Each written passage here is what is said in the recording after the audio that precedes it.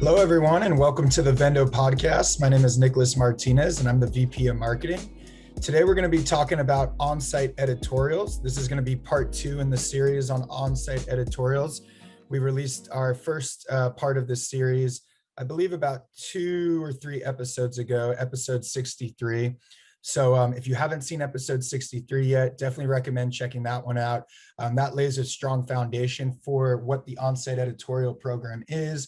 Talks about strategic product and keyword selection, review process of Amazon's editorials moderation team, how to get editorials written by publishers, how editorials can boost your organic search ranking, and how to leverage advertising to maximize the overall effectiveness of the editorial and its impact on your sales. So that's a really great introduction and really a tutorial on how to launch an editorial and really maximize the impact of it. Now, on this podcast today, we're going to be talking about how the editorials actually perform. So I'm going to be sharing my screen. We're going to look at a case study for one of our brands here at Vendo, and I'm going to show you the different metrics we look at to evaluate the performance, right? All of those key performance indicators. And then I'm also going to share some best tips and tricks or best practices for maximizing the effectiveness of the editorial as time goes on. Because for a lot of our brands, we want this to be an evergreen campaign. Just like Amazon advertising, we want editorials to be running, throughout the year.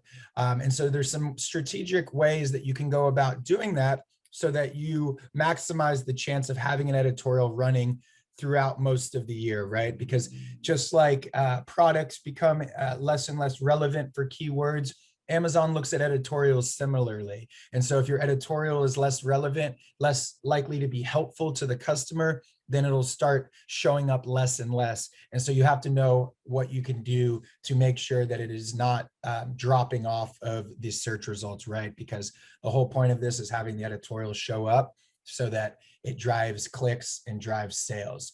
So let me go ahead and share my screen here, and we will dig right in to this case study. I think you guys are going to be really excited to see some of this data, tons of positive impacts happening. And for those of you who aren't watching, I will, as always, do my best to explain what we're looking at here if you're only listening on audio. All right, so this is the reporting. These are some tidbits from our reporting that we provide our brand partners here at Vendo. And let's look at the call outs first. Let's get excited for what this data really represents. All right, so we launched this editorial for a cocktail mixer brand.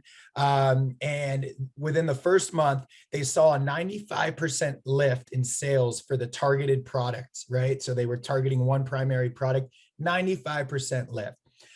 All of the products across the catalog saw 222% lift. And again, if you listen back on the first podcast about editorials, you'll understand why, but basically, it's the halo effect. Even though the editorial drives to one product, one specific flavor of the cocktail mixer, in this case, it was a skinny margarita mix, there is a halo effect. So people see the other flavors and end up purchasing those instead. So that led to that helped with a 222% lift across all products. And as we mentioned before in the last podcast, a big part of the editorial strategy is making sure that you have ads targeting the same 3 keywords that the editorial is targeting. So in this specific editorial, we were targeting margarita mix, skinny mixes, and cocktail mixers. So we set up a supplementary ad campaign with an aggressive bidding, and we wanted to maximize the likeliness of an ad or ads showing up, sponsored brand, sponsored product video at the same time that the editorial was showing up, right? And the idea there is to create a search result environment in which your brand is dominating the paid placement. So you could potentially have up to 4 or 5 placements if you're bidding aggressively enough for your ads and your editorial is showing up enough. And so that led to a 108% lift in sales for our ads on that product. And then Overall, the product during that month saw that 35% of its total sales were directly attributed to the editorial. Now that's impressive, right? And so what that means is, out of all the sales, we were able to track through the URL. It's a trackable URL that's in the editorial. We were able to track that 35% of all the units sold came from someone clicking that link in the editorial article or the editorial placement and purchasing. So big portion of sales there just from the editorial itself. And then we also track the organic ranking of the keywords, right? Because as the ranking increase, as the editorial shows up and we get more sales on that editorial, those sales are attributed to those keywords that we're targeting. Same thing with the ads, of course. So we want to track how the ranking is changing. And we did see organic ranking increase for all 3 keywords. So overall, really strong performance here. Let's dig in a little bit on this data that we're seeing. So if you look at the 95% sales lift for the targeted product, you're going to see that right here. And that is because we are comparing to the T30 sales. So compared to the trailing 30 days, we saw a 95% lift in sales. We also like to look at the trailing 7 days. Compared to the trailing 7 days, we saw 102% lift. And then compared to the trailing 90 days, we saw 128% lift. So regardless of whether you're looking at 7 days, 30 days, or 90 days, lifts of about 2 times across the board. Same thing with units sold, of course. Sales and units sold are typically pretty aligned for obvious reasons. And then if we look at the share of, or rather the advertising right here. So where it says ASIN previous 30, this is how much the specific ASIN we were targeting was doing in spend in revenue and ad performance in the previous 30 days. And then this is how it was doing in the first month of the editorial. So as you can see here, we did increase our spend, we did increase our budget and bids. And so our ad spend did go up 101%. However, our revenue went up even more. It went up 108%. So this product saw its sales go up from about $700 to $1,450. While that was happening, our ACoS actually improved on that ASIN by 3%. Clicks went up 77% and orders went up 200%. And again, that's for that specific ASIN. If you look at the account as a whole, spend only went up 43%, but revenue went up 64%. And we saw a reduction in the ACoS of 13%. So a higher ROI. We saw clicks go up 36% and orders go up 59%. So across the board, whether looking at the specific ASIN or the account as a whole, we see strong performance on the advertising front with this editorial. So sales overall, advertising sales, all seeing a nice lift. And then if we go up here to look at the share of voice, the SOV, this is the percentage of time in which the editorial is actually getting placed for that keyword. Now, that means when somebody was searching margarita mix, our editorial showed up at 85% of the time. When somebody was searching skinny mixes, it was showing up 61% of the time. And when someone was searching cocktail mixers, it was showing up 17% of the time. And now the more it shows up, the better the results, right? Because if it's not showing up, it's basically like it doesn't exist. And so what we normally see is when there's a higher percentage of share of voice, we see that the rankings improve better and more quickly. And so for margarita mix, we saw the ranking organically go from 25 to 20 by the end of the month. For margarita mix, we saw it go from 94 to 31, breaking into page 1 for skinny mixes.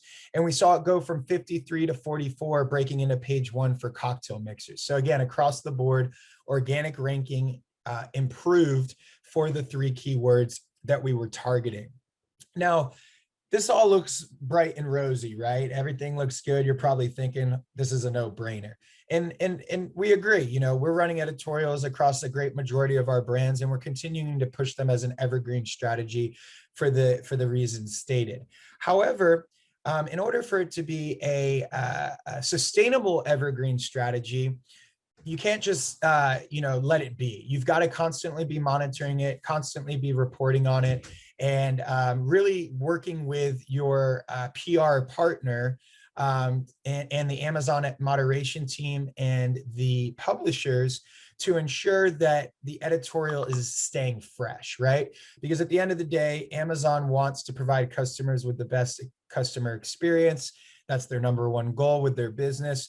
And if you're constantly, if you're putting out content that is outdated, that isn't fresh, it's going to show up less and less and less. And of course, the impact is going to be less and less as well.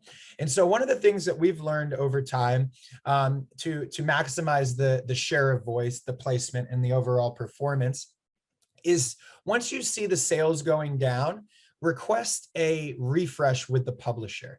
And so what this means is the publisher will go in, they'll update the editorial, maybe put in some new content, maybe update the keywords. The primary product you're targeting, the parent ASIN, will remain the same, but they'll update the content. And so basically it's like starting somewhat from the beginning, because the publisher has to rewrite some of the content. We then have to submit it to Amazon's moderation team for review and approval. So you've got that kind of 3 to 8 week timeline that process takes. So there is going to be a gap while that refresh is happening, in which your performance is declining. But once that refresh happens, it gets republished, refreshed. You should see your share of voice start to spike back up again, and you should see the KPIs start to spike back up again. Now, something that I want to call out is that the share of voice isn't perfect. It relies on a data scraping tool that isn't perfect. Data scraping tools check the Amazon results several times a day. But as you probably know, your results as someone living in Los Angeles could be different from someone living in New York or elsewhere, right? The algorithm is geared towards your customer profile, your location, and other factors. So the data scraping tool might pick up certain information that isn't exactly true depending on the customer's profile. So it's not always perfect. And so what we recommend is, even if you're seeing your share of voice at 0%, you might see your directly attributable editorial sales still coming in. And that might be puzzling, because how am I getting editorial sales directly from the editorial if my editorial is not showing up? So rather than just relying on the share of voice as your best indicator or your only indicator for whether the editorial is showing up often or not, I would look at these directly attributable editorial sales. And as shown here in this case study, the directly attributable editorial sales made up 32% of total sales for that product during the first month. And that's pretty strong, right? So if you see your directly attributable editorial sales start to drop to like less than 5% or so, that's probably a good indication that the editorial really isn't showing up that often. And then of course, if the share of voice data from the data scraper is also showing very low share of voice, then that's another good sign that the editorial is dropping off. So you're going to want to refresh it with the publisher. And as I talked about in the first podcast, you're going to want to go through those keyword research steps. So, you're going to want to pick a keyword where the product's already ranking in the top 50. And you want to pick a product, where you have a decent amount of reviews. There's no perfect amount, but let's just say rule of thumb, more than 30 reviews, in order to maximize likeliness of the publisher wanting to write the editorial and the Amazon moderation team wanting to actually publish it. Now, that's how you can do a refresh with the publisher and then have it resubmitted to Amazon. But there's some cases where you actually don't need to get a refresh with the publisher. You just want Amazon to refresh it. And so in that case, you would really just put the same editorial back on Amazon's moderation team's desk, which we can help you with. And they would simply review and refresh the editorial. And so that might thereby kind of refresh it in the algorithm so that it starts to show up more. And you might be thinking, well, it's the same editorial. Why is that the case? Well, it's really just giving Amazon an opportunity to reassess the editorial and decide if they think it actually should have higher placement than it's getting at that current point in its life cycle. So that's another way, and that might take a little bit, that might happen a little bit quicker since it doesn't have to be rewritten or updated by the actual publisher. So those are the best tips and tricks on how to refresh your editorial so that you can run it on an evergreen basis and have this be an ongoing part of your marketing strategy, right? And something else that we've been testing out here at Vendo is running editorials to be in parallel with event-based sales. So if you can run an editorial leading up to a big sale, that'll give your product a boost in ranking, which will allow you to maximize more greatly the benefits of an event-based sale, right? If you're running this leading up to an event-based sale, one, it's going to drive up your ranking, drive up your authority in the algorithm. And then when your sale goes live, it's going to have a better chance of performing. And then once the sale goes live, your editorial is still running. That sale is going to be merchandised through the editorial in a way, right? Because your discount will show up on that product in that editorial. And that will also strengthen and reinforce your event-based sale. So that's one other tip and trick that we've been testing out and has been working nicely. And then one last thing that I want to mention is, and this is really just about expectations. You know, like a lot of things on Amazon, it's in the control of Amazon, right? This is Amazon's world and we're just playing in it. I don't really like that saying because, you know, there's a lot of ways that you can offset that power dynamic, but at the end of the day, Amazon can just decide to take your editorial off. So always know that at any given moment, your editorial can be completely dropped and it'll have to go back through the writing and moderation process. Also know that Amazon continues to change their requirements and policies for this program. For example, in recent weeks, Amazon is increasing the minimum for content that needs to be in the editorial. So publishers are now seeing a lot of their editorials be dropped and they're having to go back, add more content, write more about the product, you know, make it more robust. And I think that's a better experience for the customer anyway. It's a more thoughtful editorial rather than just a few bullets. But what's frustrating about that is you can have editorials that are running, Amazon changes their rules, that editorial, you know, disappears. And you really got to be on top of it so that you can get it updated, refreshed, submitted back to Amazon and get it live again because it'll just be completely gone. So that is the last kind of tip and trick on how to maximize performance on an ongoing basis.